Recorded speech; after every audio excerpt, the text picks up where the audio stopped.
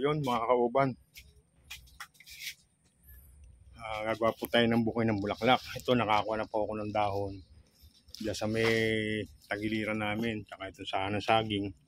Wala po tayong pom eh, gagawa tayo ng bulaklak. So yun mga kauban, ito kasulukuyang iniwa ko na nga po yung saha ng saging, yung puno, para gawing pattern ng mga gagawin kong bulaklak mga kauban. Nakabili po tayo ng bulaklak sa public market Balagtas na halagang 250. Isang nakatawad po tayo rito. Hindi po sa naka-arrange, kaya naisipan ko gumawa ng ito. Gagawa po ako ng sariling arrange ng bulaklak.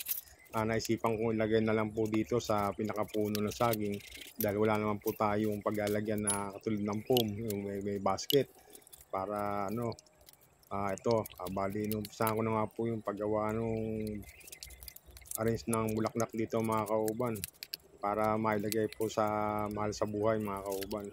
Yon, pasensya na po kayo sa naging resulta mga kauban. Sa lahat ng subscriber ko, maraming salamat po. Sa mga hindi pa nakapag-subscribe, subscribe na po kayo dito sa channel ko, Arnel Kauban TV. God bless po sa ating lahat. Sana po hindi po umulan bukas sa darating na All Saints Day sa Undas. Sana po magtagal po tayo sa sementeryo. Hindi po tayo maulan para hindi po magkasakit ang mga tao, lalo na po yung mga batang pupunta. Sana po hindi umulan at sana yung mga pupunta magdala po ng panangga sa ulan, katulad po ng payong, kapote, at magdala na rin po kayo ng mga bota, kasi yung mga ibang public cemetery, malamang siyempre may mga tubig po yan, yung mga mababang lugar. Katulad po niyan, may bagyo po tayo ngayon, Typhoon Leon, nananalasa na po sa may parting kataasan ng ating sa Luzon, sa saan ba to? Sorry. Yon, sa may Batanes na nalasa na po ron. Sana dito sa may parting Luzon, dito sa Region 3, hindi po siya masyadong makapaminsala para po yung ibang dadalaw sa mga manila sa buhay makadalaw ng maayos at nang maiwas din po sa anumang karamdaman, sa sakit. Sana po hindi umulan. Yon, ingat po tayong lahat, ingat. Ingat po sa mga biyahe, yung mga pupunta po sa probinsya, sa mga mahal sa buhay, ingat po tayo sa biyahe. So yun mga kaban, ito po yung finished product natin, diba? Maganda naman, no? Kaya lang wala na ibang bulaklak. Ito lang po yung nakuha ko kasi isa lang dito, kulang pa rito.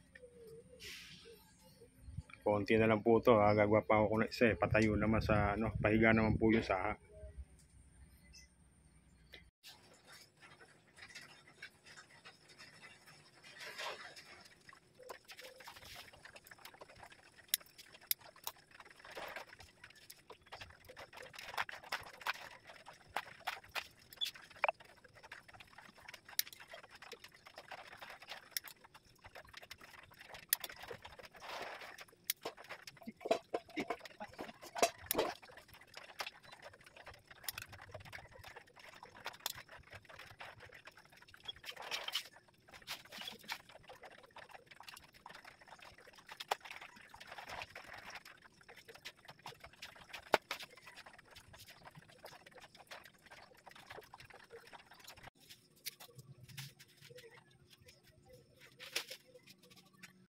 So yun mga kauban, ito po yung finished product po natin.